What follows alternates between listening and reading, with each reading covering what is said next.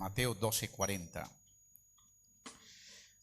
Porque como estuvo Jonás en el vientre del gran pez 3 días y 3 noches, es decir, 72 horas, así estará el Hijo del Hombre en el corazón de la tierra. 3 días y 3 noches. Así estará el Hijo del Hombre. ¿En dónde? En el corazón de la tierra. Amén. Siéntense, tengan la bondad. Bien, quiero antes de iniciar la enseñanza decirles 3 cositas. La primera es que bíblica en esta mañana estamos en una secuencia de enseñanzas bien interesante con respecto a preparados, el lema del mes, preparados para la vida eterna. Y preparados para la vida eterna tiene bastantes implicaciones, muchas cosas, porque es que no nos estamos preparando para carretilleros, no nos estamos preparando para, digamos, mencioné esto porque es una de las, digamos, los oficios, por decir algo aquí, ¿sí? Aquí nos estamos preparando para la vida eterna, para la vida eterna. Eso quiere decir, implica lo importante que es eso. En medio de esto se deriva una enseñanza que ya les había prometido, que se llama el estado intermedio.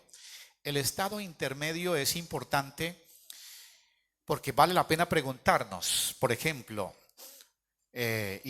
hablar del estado intermedio es hablar de etapas que ojalá no seamos susceptibles en esta mañana, porque estamos hablando de cosas reales y de todo lo que va a suceder en la vida de todos nosotros. Así que espero que nadie se nos sienta mal. El tema pasado hablamos de la muerte, así de sencillo, la muerte, que para muchos es traumática, nadie quiere hablar de ella. Y yo les entiendo, porque es que la gente se pregunta, ¿por qué le tenemos miedo o terror a la muerte? No queremos hablar de la muerte. Lo que pasa es que la muerte y el pecado son un cuerpo y una condición extraños. El pecado es un cuerpo y la muerte es una condición. Son 2 cosas extrañas en el hombre. Dios hizo al hombre sin pecado y lo hizo inmortal. Entonces, claro, por eso es que el hombre no se podrá nunca adaptar al pecado ni será feliz con él, primero. Y segundo, siempre que se hable de la muerte, a él le cuesta aceptar eso y será un poco traumático para ella. ¿Por qué? Porque Dios nos hizo eternos. Y cada vez que hablamos de la muerte, pues eso como que nos impacta, como que no podemos aceptarlo y no podemos aceptarlo. La razón es esa, es que Dios nos hizo eternos y la muerte vino después. Esa es la razón, esa es la razón. Bien, entonces vamos a hablar del estado intermedio. El estado intermedio, digamos que responde a preguntas como: ¿qué pasa cuando la persona muere? ¿Qué sale de ella? ¿El alma o el espíritu? Si sale el alma y el espíritu, porque ambos tendrán que salir, el espíritu no se queda porque el espíritu es el que da vida al cuerpo. Si el espíritu se queda acá, el espíritu sigue vivo. ¿Recuerdan lo que dice Santiago? Que el cuerpo sin el espíritu, ¿cómo está? ¿Está muerto? Santiago dice. Así como la fe sin las obras está muerta, entonces el cuerpo sin el espíritu está muerto. Bueno, entonces responde a preguntas como: ¿qué es lo que sale de mí? ¿Cómo se distribuye este ser en esencia después de mi muerte? ¿A dónde va? El cuerpo ya sabemos, pero ¿a dónde va el alma? ¿A dónde va el espíritu? ¿A dónde va? Hay menciones de cosas aquí en la Biblia que son, digámoslo así, muy ambiguas. Y mi objetivo no es responderle a todas las preguntas, ni que aquí salga todo claro, muy claro, pero por lo menos tengamos algunas nociones, ideas. Lo otro es que yo no pretendo responderle a todas sus preguntas, ni tampoco de alguna manera que usted tenga que creer como yo se lo estoy planteando. No tiene que ser así. Si usted considera que lo que yo estoy diciendo para su criterio no está bien, no interesa, seguimos siendo amigos. Hay que aprender a, digámoslo así, a socializar las cosas sin de mi parte imponerlas y sin que usted vea que usted es el que está en la verdad y yo el equivocado. Sencillamente tenemos variedad de pensamiento y sobre todo en estos temas de escatológicos del futuro, de la muerte. Entonces, bien, hablaremos del periodo de tiempo y la condición del ser desde su muerte hasta la resurrección. ¿En qué se convierte? ¿A dónde va? ¿Cómo la va a pasar? Esa esencia espiritual, ¿cómo la va a pasar? ¿Cómo va a pasar? Por allá interpretamos, le damos muchas interpretaciones, por ejemplo, a Lucas 16, la narración del rico y Lázaro, para decir que entonces morimos y de una vez ya pasamos a las llamas y ya pasamos a determinadas cosas aún sin haber sido juzgados. Y eso habría que mirarlo, habría que analizarlo, ¿sí? Porque hay que actuar de acuerdo a principios, ¿sí? Entonces, partimos de un hecho que lo tenemos plenamente claro. Eclesiastés capítulo 12, versículo 7 dice que cuando el hombre muere, el espíritu vuelve a Dios quien lo dio y el polvo, o sea, este cuerpo, esta estructura humana, este cuerpo, vuelve a la tierra para convertirse en lo que era antes, es decir, en polvo, en tierra, porque de allí fuimos tomados para hacer esta estructura humana, ¿sí? Entonces, el polvo vuelve a la tierra. Y ya aquí nos está diciendo, pues, dos cosas importantes en una escuela de pensamiento hebrea. Para los judíos no existen esas tres partes que ven los griegos de espíritu, alma y cuerpo. Para los judíos solo existe el cuerpo y el espíritu. Y el espíritu forma parte de esa área espiritual que tiene que ver con el... Para los judíos el alma es la persona, por ejemplo. Cuando dice todas las almas son mías, está diciendo todos los individuos son míos, ¿sí? Bueno, o cuando se refiere a mi alma, se refiere a mi ser, por ejemplo.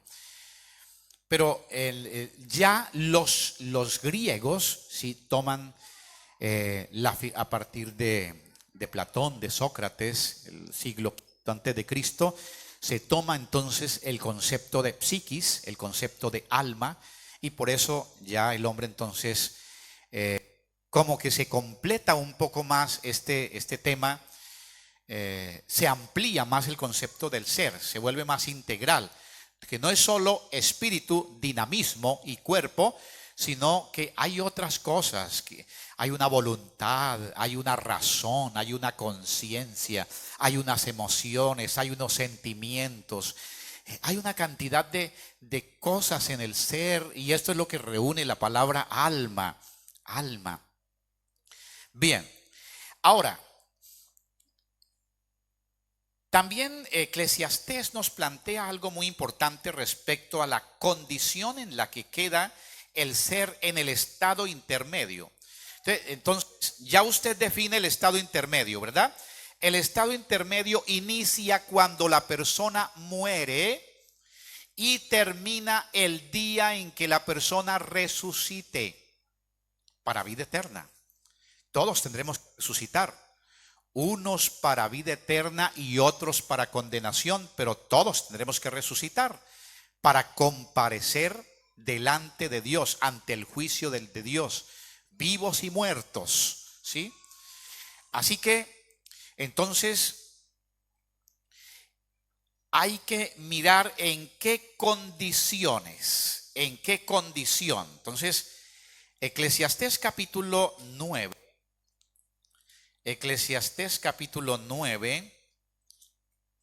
versículo 5 dice algo muy importante.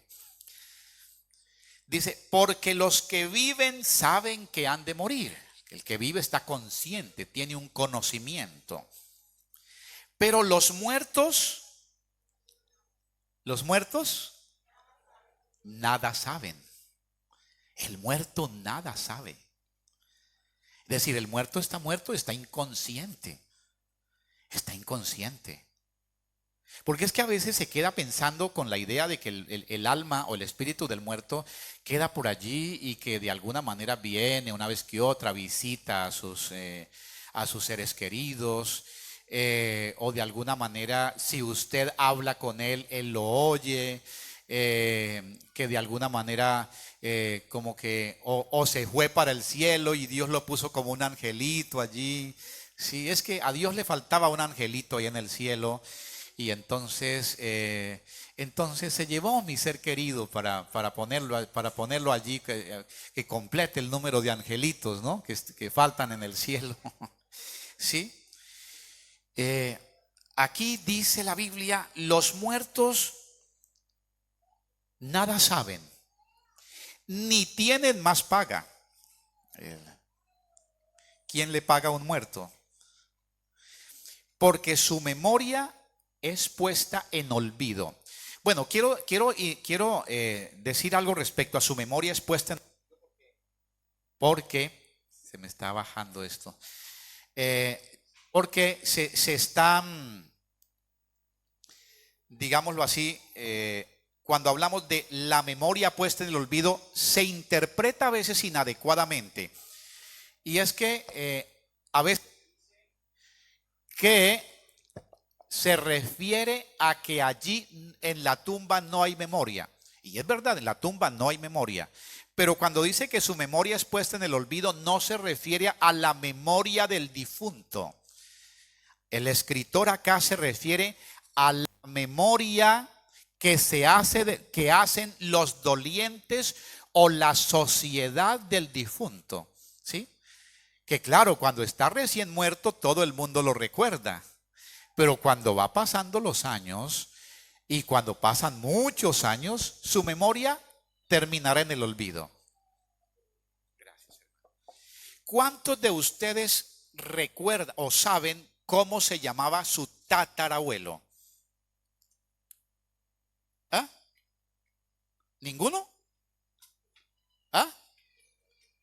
Hablando del tatarabuelo, no del bisabuelo ni del abuelo, sino del tatarabuelo, la quinta generación atrás de mí. La mayoría no lo sabe. Es decir, que ya en la quinta generación la memoria de un ser es puesta en el olvido. Y en la sexta, sí que más. Entonces, a eso es que se refiere acá el texto bíblico. A eso es que se refiere. Bien, entonces el muerto nada sabe. Bueno, primero, el polvo vuelve a la tierra. Vamos aclarando cosas. El polvo vuelve a la tierra. El espíritu vuelve a Dios. Los muertos nada saben. No tienen paga y su memoria es puesta en el olvido. Bueno, ahí vamos definiendo cosas. Ahora, como le decía, el alma y el espíritu hacen parte de la misma esencia espiritual del hombre. Uno de los graves errores que yo puedo pensar es que el espíritu y el alma sean separables. Es decir, que cuando el ser se muere, el espíritu coge para un lado y el alma coge para otro y el cuerpo coge para otro. Eso sería un grave error. Un grave error. Entonces algunos dicen, no, es que como la Biblia dice que el espíritu va a Dios quien lo dio. Es decir, que el espíritu va a Dios, el alma quedará por allá en otro lado. Hay que definir, hay que buscarle un lugar para el alma y pues el cuerpo queda allí en la sepultura. Entonces hay que mirar a ver. No, la esencia espiritual del ser se compone de espíritu y alma. Pero espíritu y alma hacen un mismo ser. Una misma esencia. Espíritu y alma es inseparable. Tanto que la Biblia muchas veces llama al espíritu alma y muchas veces llama al alma espíritu. ¿Por qué lo llama así? Porque se está refiriendo casi a lo mismo. Lo que pasa es que otra cosa son las funciones. El espíritu es el que da vida al cuerpo, eso ya lo leímos en Santiago, ¿verdad? Y el alma es lo que tenemos los seres humanos y que hace diferencia entre el ser humano y el animal. El animal, por ejemplo, tiene espíritu, tiene cuerpo, pero no tiene alma. En cambio, los seres humanos sí tenemos alma. ¿Cuál es el alma? Ya les dije hace un momento. La conciencia, la voluntad, el conocimiento, la mente, la razón, las emociones, los sentimientos. Eso hace parte del alma. Eso es lo que hace que las facultades de mi vida espirituales tengan esa capacidad de comunicarse, de ser consciente, de expresar los diferentes estados emocionales. ¿Verdad que sí? Los diferentes estados emocionales. Entonces, por eso es que donde esté el alma estará el espíritu y donde esté el espíritu estará el alma. Los dos que se separan es la parte espiritual, la esencia espiritual y la humana. Esas son las dos que se separan cuando el hombre muere. El espíritu, ir a Dios, que esto es otra cosa también importante para tenerla en cuenta. El espíritu, ir a Dios, no significa que sube al cielo. No significa que sube al cielo. Como el hombre dice, no, es que la Biblia dice que el espíritu va a Dios quien lo dio. ¿Y dónde está Dios? Bueno, Dios está en todas partes porque Él lo llena todo. ¿Sí? Es más, Dios no necesita ni desplazarse. Dios no necesita decir ni allá ni acá. Dios está en todas partes, Él lo llena todo. Así que ir a Dios no significa que sube al cielo, significa que se pone a disposición de Dios para que Él le asigne el lugar o la condición de estar hasta su resurrección. El espíritu se pone a disposición de Dios y Dios le asigna el lugar. Pero entre otras cosas, el lugar no está en el cielo, porque créanme que en este momento el único que ascendió al cielo es el Hijo del Hombre que está en el cielo, Jesucristo. Él es el único que ascendió al cielo porque es el único que ha resucitado para vida eterna. Eso es lo que dice Juan capítulo 3. Nadie subió al cielo sino el que descendió del cielo, el Hijo del Hombre que está en el cielo. Así que nadie pretenda decir mi madrecita está en el cielo, mi padrecito está en el cielo. No, nadie está en el cielo. ¿Sí? Nadie está en el cielo. Empezando por Pedro el apóstol, empezando por María, la madre del Señor Jesús. Ellos murieron pero no han resucitado, están esperando. Ellos harán parte de la primera resurrección de los muertos en Cristo. Amén. Pero eso no se ha dado todavía. Cristo fue el primero que subió al cielo y ha sido glorificado y está en el cielo. Gloria a Dios. Así que, como le vuelvo a decir, ir al cielo, el espíritu, ir a Dios, que el espíritu va a Dios, no significa que sube al cielo. Significa que se pone a disposición de Dios para que Él le asigne el lugar o la condición. Y aquí sale otra pregunta. ¿El estado intermedio es un lugar o una condición? Un estado. Un estado. Podría ser un estado o podría ser un lugar literal. ¿Sí? Valdría la pena reflexionar sobre estas cosas. Entonces, la esencia espiritual del ser humano, los espíritus, de la única manera que se pueden espíritu es puesto en un cuerpo. Por eso los demonios, de la única manera que pueden expresarse y manifestarse y todo es a través de un cuerpo, haciendo una posesión, ¿no? Pero todo espíritu es así. Todo espíritu es así. Mi espíritu solo se puede comunicar al mundo y todo es a través de este cuerpo. Sin este cuerpo mi espíritu desaparece, se esfuma, ¿sí? Y fíjense ustedes que hasta el Espíritu de Dios es así. El Espíritu de Dios predica el Evangelio en el mundo, es predicado por el Espíritu enviado del cielo, pero puesto ¿en dónde? En un cuerpo. Este cuerpo se convierte en templo de Él para luego usarnos y que el Evangelio sea predicado y enseñado. Ese principio no falla, ese principio no falla. Así que la esencia espiritual del ser humano queda desnuda, es decir, que queda sin cuerpo. La hermana leía allá en Corintios, primero los Corintios 5:35, donde dice que es como que el espíritu nuestro después de morir nosotros queda como el grano desnudo. El grano desnudo, ¿cierto? Ahí está diciendo primero a los Corintios, leámoslo, vamos con la Biblia, hermanos, porque la Biblia es es donde encontramos muchas cosas importantes. Y si usted no lee la Biblia, hermano, ahí sí seremos analfabetas.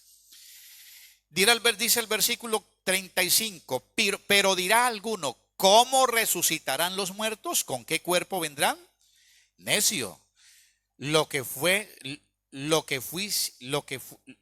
tú siembras no se vivifica si no muere antes.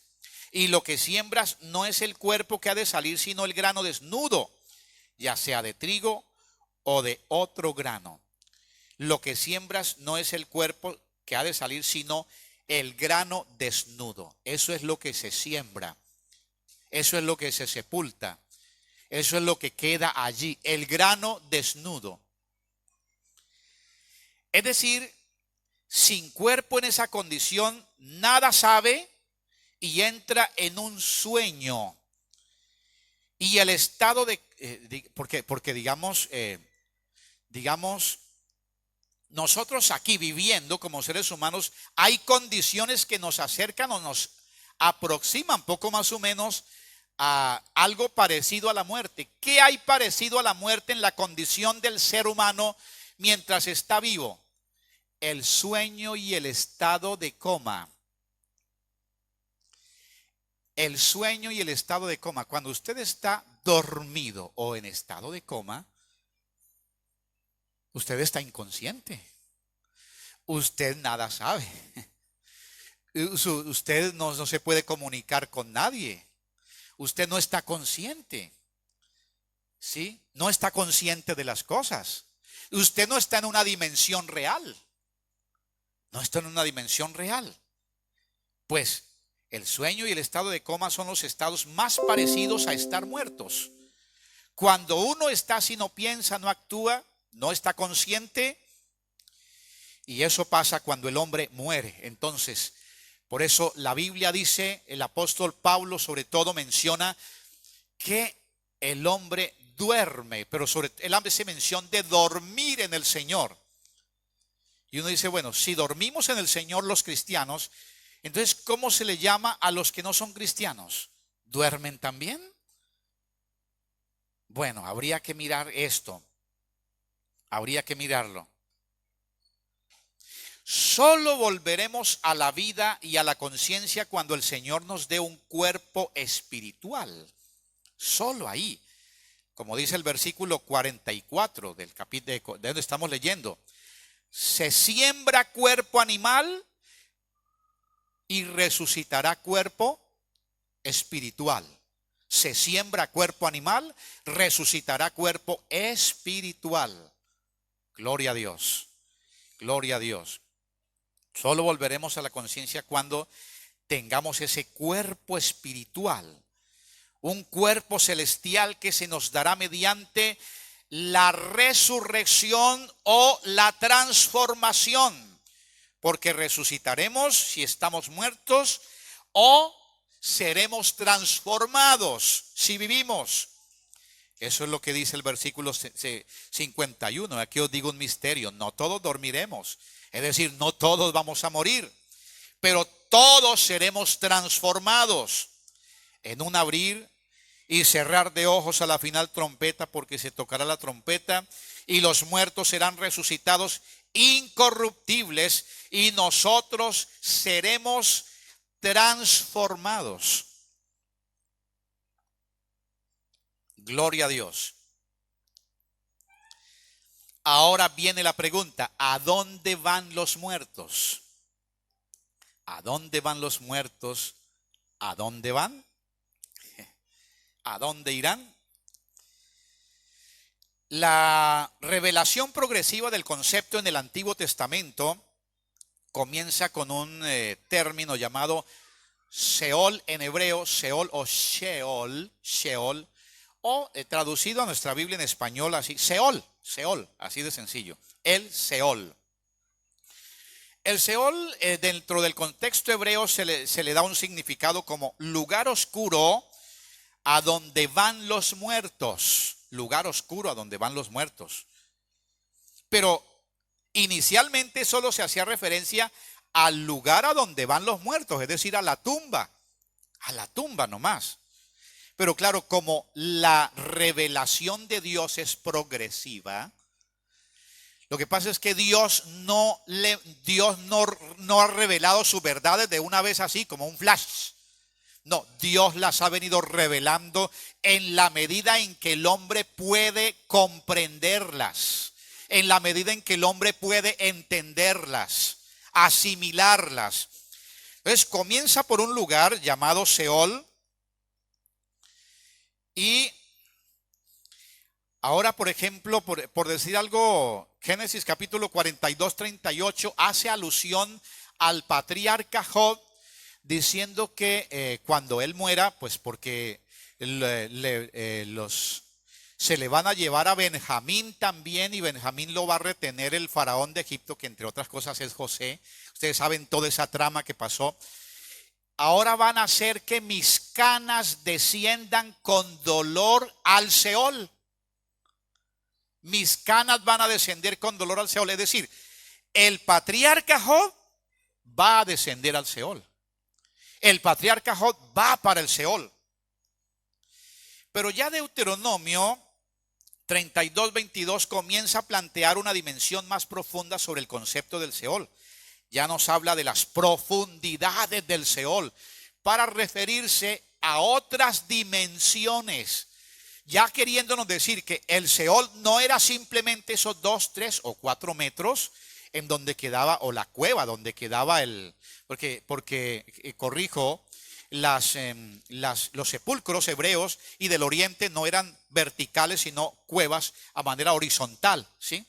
Pero allí está, porque fuego se ha encendido en mi ira y arderá hasta las profundidades del Seol. Entonces ya comienza a mostrarnos de que el Seol no es simplemente hasta ahí donde va la parte humana. Parece que sigue, tiene una profundidad mucho más contundente, tiene una dimensión mucho más espiritual. Ahora, ya el Salmo capítulo 9, versículo 17 plantea la diferencia para decir que al Seol ya no van todos. No, al Seol no van todos. Al Seol ya van los malos y todos los que se olvidan de Dios. Vea, los malos serán trasladados al Seol. ¿Sí ven ustedes? Todas las gentes que se olvidan de Dios. Ya comienza a mostrar algo diferente. Y es que así es la revelación del Antiguo Testamento. Usted, por ejemplo, sobre la maldad. Cuando lee usted Job capítulo 1, dice Job, no, recibirá el hombre de Dios lo malo, lo bueno y no lo malo. Porque se tenía el concepto que lo bueno y lo malo, ambas cosas venían de Dios en Job. Pero ya después comienza a desarrollarse y ya a darse cuenta que lo malo viene de un lado y lo bueno viene de otro. Eso mismo pasa también con el tema del Seol. Al comienzo el Seol era simplemente el lugar donde quedaba el muerto. Luego se dan cuenta que es algo más profundo y más espiritual. Y aparte luego ya se dan cuenta, no, es que al Seol solo van los malos y los que se olvidan de Dios. Los que se olvidan de Dios. ¿Sí? Entonces ya plantea esa gran diferencia. Entonces, el Seol Ya en griego se le llama Hades, ya no es Seol sino Hades. Entonces el Seol en el Antiguo Testamento, en el Nuevo Testamento se le llama Hades. Hebreo, Seol, griego, Hades. ¿Cómo se le define? Como el lugar de los muertos. Pero ya, mire lo que nos dice Proverbios 15:24. Proverbios 15:24 nos está mostrando que el Seol está abajo, indicando que el Seol está en las profundidades de la tierra. Dice, el camino de la vida es hacia arriba al entendido para apartarse del Seol abajo, abajo. Entonces, el Seol indica profundidades, y ya el cielo, el camino de la vida, pues muestra que va hacia arriba, va hacia arriba. Bien, ahora entonces decimos que el Seol está hacia abajo. Ahora aparece otra figura por allí en el Antiguo Testamento llamado el abismo. El abismo. Isaías capítulo 14, versículo 15. Isaías capítulo 14, versículo 15.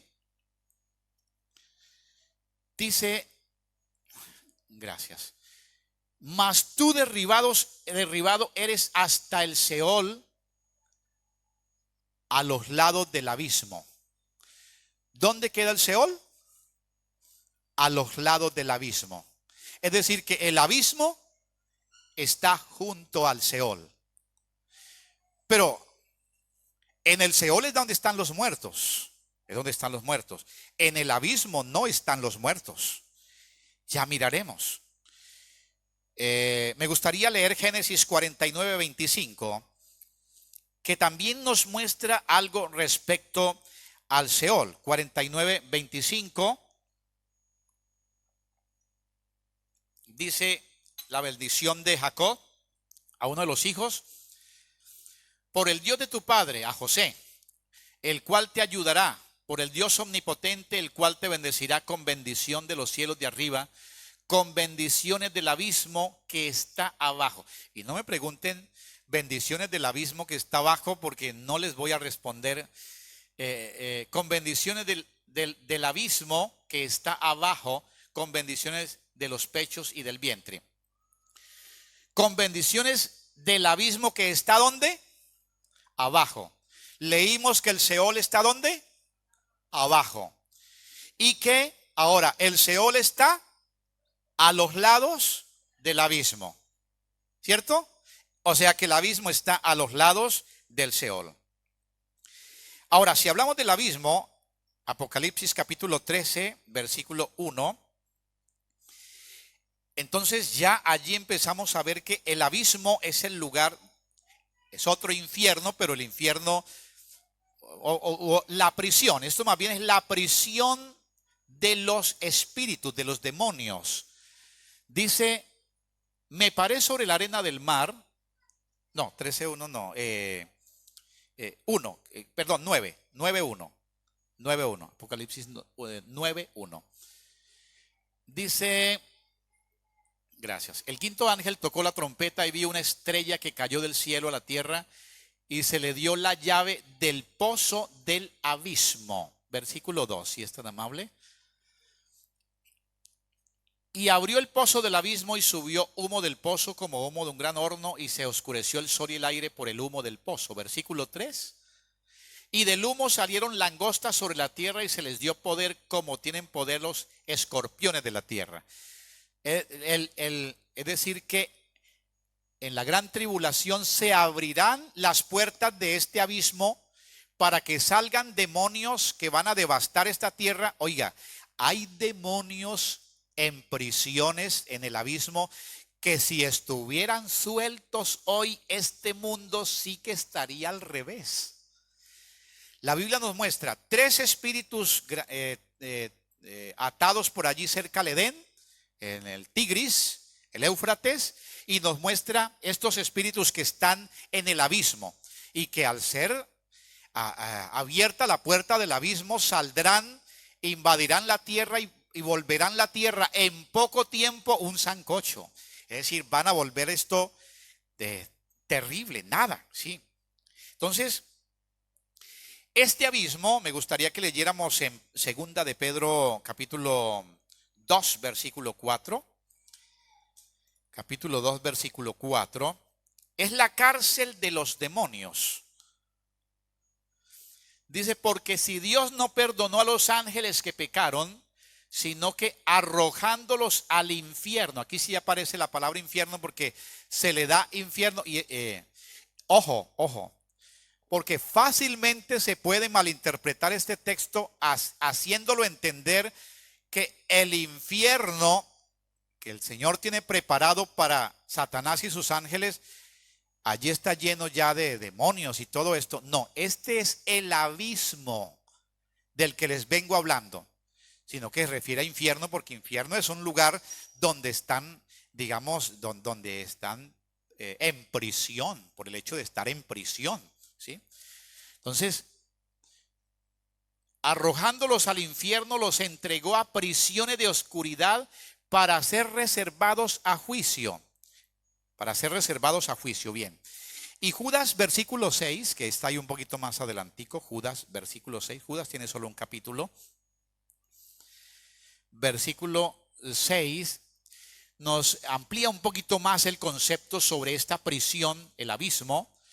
Dice, y a los ángeles que no guardaron su dignidad, sino que abandonaron su propia morada, los ha guardado bajo oscuridad en prisiones eternas para el juicio del gran día. ¿Sí? Entonces, ahí tenemos el abismo que nos lo plantea también Apocalipsis 20, versículo 1. Apocalipsis 21, me gustaría leerlo también para ilustrar este concepto del abismo. Dice así, vi a un ángel que descendía del cielo con la llave del abismo y una gran cadena en la mano. Versículo 2. Y prendió al dragón, la serpiente antigua que es el diablo y Satanás, y lo ató por 1000 años. Versículo 3. Y lo arrojó ¿a dónde?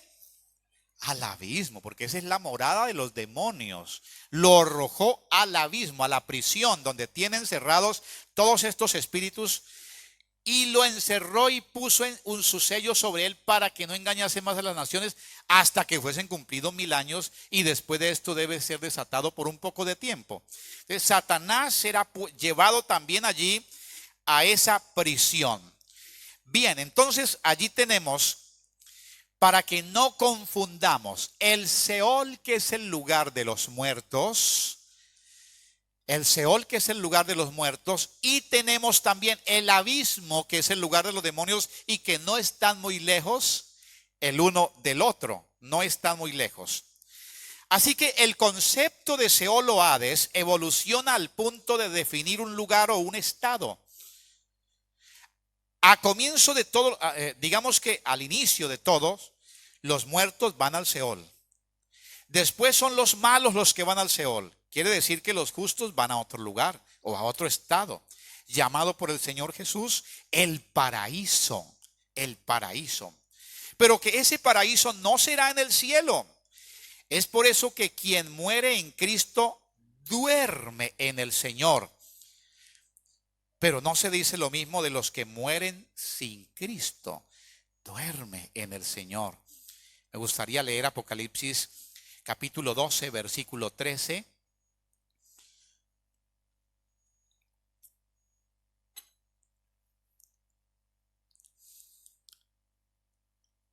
Y cuando vio al dragón que había sido arrojado a la tierra, persiguió a la mujer que había dado a luz al hijo varón.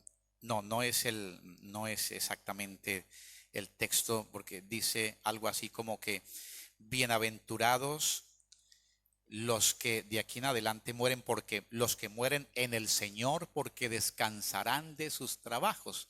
Dice algo así parecido. Los que mueren en el bienaventurados, los que mueren en el Señor, porque descansarán de sus trabajos. Bien. Entonces,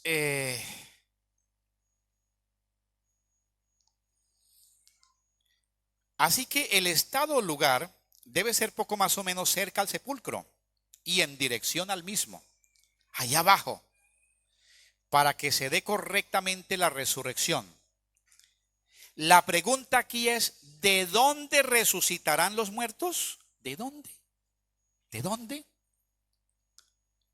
Porque si el Señor se los lleva para el cielo, entonces tendrían que resucitar en el cielo. Porque se supone que el muerto resucitará del lugar adecuado donde deba resucitar. ¿De dónde resucitarán los muertos? Eso nos lo responde muy claritamente Juan capítulo 5, versículo 28. Juan capítulo 5, versículo 48 nos dice exactamente de dónde resucitarán los muertos. 5:28, 5:28. Juan 5:28. Gracias. No os maravilléis de esto, porque vendrá hora cuando todos los que están, ¿en dónde?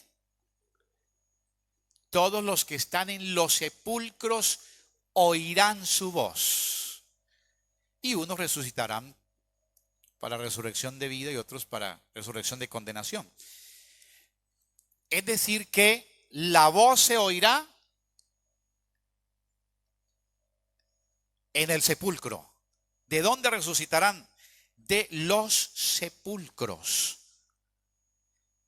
Me gustaría también leer de Daniel capítulo 12, bueno, versículo 1 creo. Versículo 1, Daniel 12, 1. Que también plantea la idea de la resurrección desde allí. Daniel 12, 1. Se levantará Miguel en aquel tiempo, el gran príncipe que está de parte de los hijos de tu pueblo, y será tiempo de angustia, nunca desde que hubo gente hasta entonces. Versículo 2. Y muchos de los que duermen en el polvo de la tierra serán despertados, unos para vida eterna y otros para vergüenza y confusión perpetua. Muchos de los que duermen en el polvo serán despertados. Es que resucitará ¿de dónde? Desde allí, del polvo. Del polvo. Pero entonces usted me dirá, pero ¿y cómo explicamos entonces, por decir algo, Lucas capítulo 16, la parábola del rico y Lázaro? Hay relatos fenomenológicos que dicen que, digamos, como el relato dice que lo que eso dice, eso es y eso quiere decir. Y hay relatos que no son fenomenológicos, es decir, son noumenológicos. Noumenológicos, bueno, no nos compliquemos con esos términos, pero poco más o menos para decirles que hay dos formas de relatos distintos. El noumenológico es que está diciéndonos que puede ser como dice el relato, como no puede ser. Porque muchas cosas de la figura se salen de la razón y que resultan algo inteligible. Así la narración del rico y Lázaro no es fenomenológica, no es inclusive ni una parábola. Es una narración noumenológica, porque no nos está hablando el Señor tratando de enseñarnos sobre qué pasa después de la muerte, sobre la vida eterna.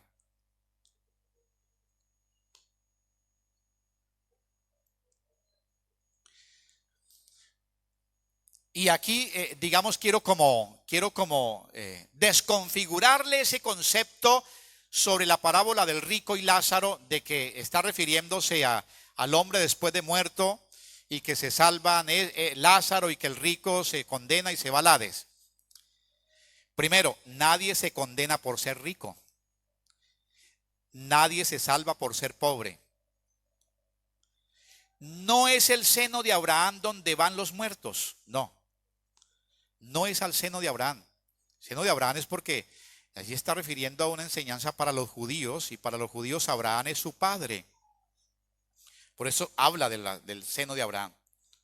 No es Abraham el encargado de manejar, repartir o decidir las cosas respecto a los muertos, como lo plantea la narración. Que Abraham es el encargado de decir, mire, esto, aquello, y el rico se dirige a Abraham, como si Abraham fuera el encargado de manejar supuestamente el paraíso o el seno de Abraham. Pero Abraham no es el encargado, no es el encargado. Nosotros sabemos que es el Señor Jesús. Amén. No es a Moisés a quien tenemos que oír para no ir al infierno, no. Nosotros no es a Moisés. Allá tienen a Moisés, óiganlo a él. Sí, pero eso es a los judíos, no a nosotros. Nadie será lanzado al lago de fuego sin haber sido juzgado, lo que les decía al comienzo. El condenado no tendrá ni lengua, ni ojos, ni oídos, ni manos, para que dígale que moje la punta de su dedo y venga y moje a mi lengua porque estoy atormentado en esta llama. ¿Sí?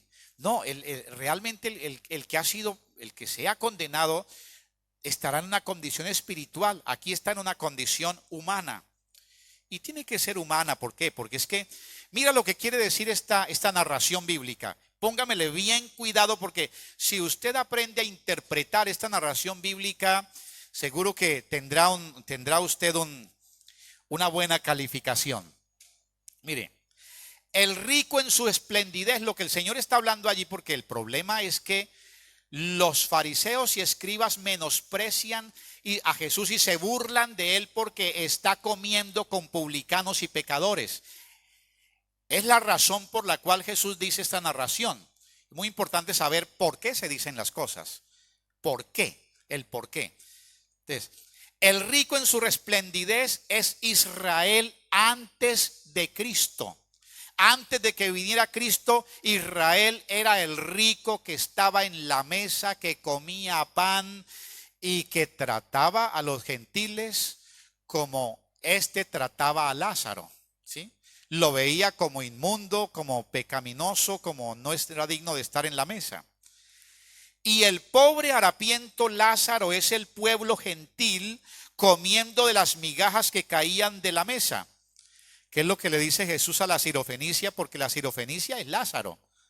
Le dice, no es correcto yo coger el pan de los hijos, es decir, de Israel que está sentado a la mesa, que es el rico, y dárselo a los perrillos.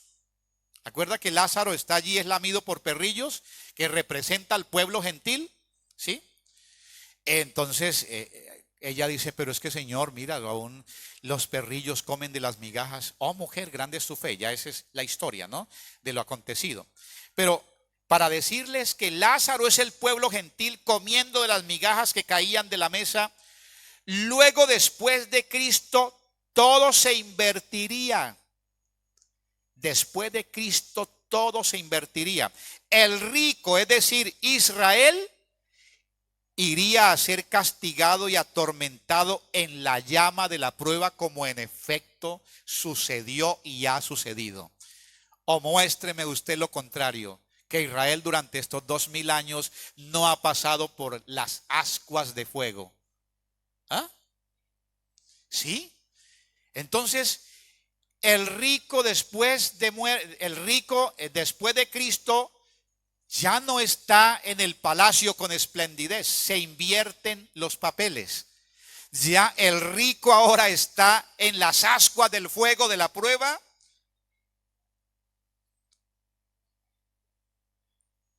Mientras que Lázaro, es decir, los gentiles, entraríamos a disfrutar de las bendiciones de Dios. Esa es la explicación genuina y real de la parábola, la narración bíblica del rico y de Lázaro. Por eso, cuando usted le da una interpretación tratando de mostrar la eternidad o el más allá de la muerte, se encontrará con todo esto que yo les mencionaba aquí, que tendrá que deducir entonces que el hombre que es rico no se salvará por ser rico, que el hombre se salvará es por ser pobre y harapiento. Tendrá que definir también que Abraham es el encargado de repartir las cosas allí y no el Señor Jesús, que a nosotros nos salvaremos es oyendo a Moisés y no al Señor Jesús. Es decir, que no Nosotros en la verdad, a disposición. la bíblica. Sí. Bien, entonces, ya viendo Nosotros estamos en este lugar a disposición. Aleluya. Santo está en este lugar. Nosotros estamos en este lugar a disposición. Aleluya. Santo está en este lugar. que los muertos estarían inmersos en ella. Inmersos en ella. Apocalipsis 20:13 dice: y el mar entregó los muertos que había en él, y la muerte y el Hades entregaron los muertos que había en ellos, y fueron juzgados cada uno según sus obras. La muerte y el Hades también serán lanzados al lago de fuego, dice ahí el versículo 14. Pero esto nos muestra que el Hades es mucho más que el sepulcro. Esto nos muestra que el Hades es un ser espiritual que absorbe a todos los muertos. Por eso dice que el Seol nunca se sacia. Sin embargo, aunque retenga a todos, un día tendrá que entregarlos y el abismo ser sometido a juicio. Porque ya comenzó a perder la muerte y el Hades. Ya que se les escapó el primero. Ellas tenían a los muertos también como a los demonios, encerrados. Encerrados. ¿Se acuerda que dice la Biblia que en Apocalipsis se abrirá la puerta del abismo para que salgan los demonios? Pues así estaba la puerta del Hades, cerrada para que nadie se escapara de allí. Pero alguien abrió esa puerta, y no solo abrió la puerta, sino que, como les mostraba qué día, se quedó con las llaves de la muerte y el Hades.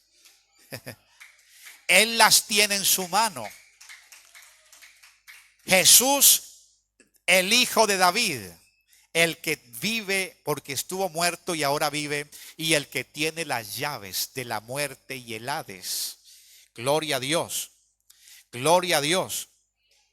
Y ahí es donde el Señor Jesús entonces hizo un papel muy importante, porque suceden algunas cosas. Suceden algunas cosas interesantes.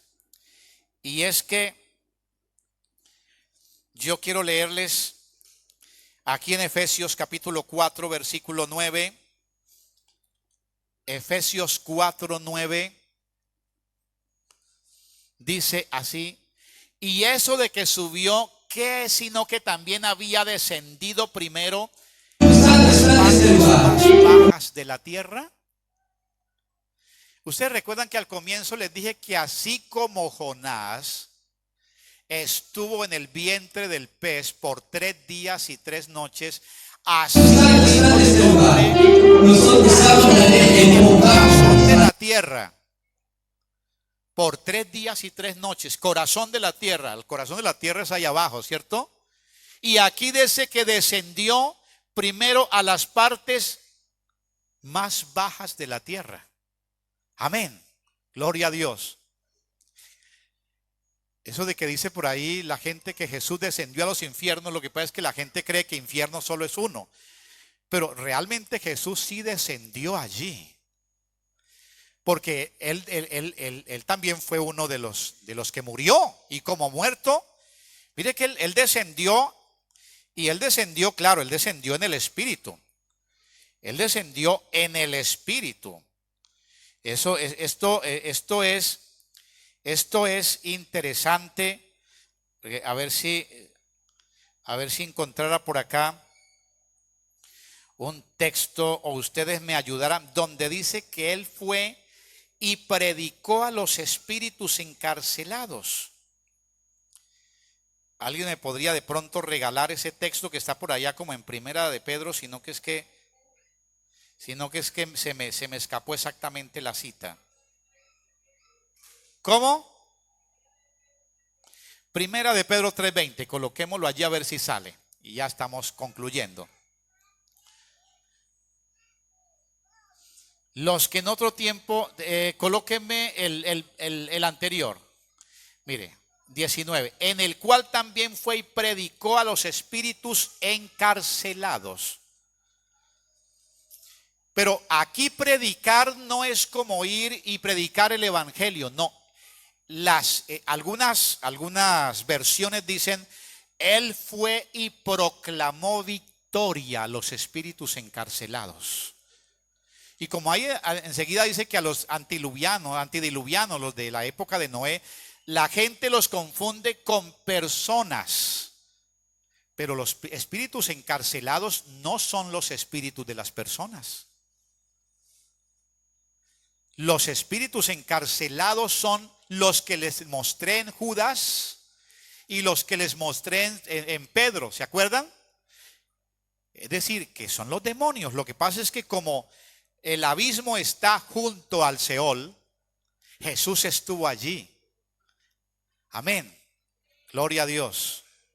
Y por allí estaba ese gran espíritu de la muerte, y el Señor del Hades y la muerte les quitó las llaves. Amén. Gloria a Dios. Por eso es que esa puerta quedó abierta. Quedó abierta. Y por eso el día que venga el Señor con voz de trompeta y con voz de arcángel que descenderá del cielo, el muerto en Cristo oirá la voz del Señor y se levantará y resucitará y nada lo detendrá. Pero nada lo detendrá de su tumba porque Jesús ya dejó abierta la puerta y porque Él tiene las llaves. Por esa razón nadie podrá detenerlo. Gloria al Señor Jesús. Nadie podrá detenerlo. De esa manera entonces el Señor Jesús estuvo allí en el corazón de la tierra. Estuvo allá en las profundidades, allá donde está el Seol, allá donde está ese lugar de los muertos, porque por allí también está el lugar de descanso. Por eso no se habla tanto de lugar, sino de estado. El hombre muere y en esa dirección están los estados, porque es que de allí también tendrá que resucitar.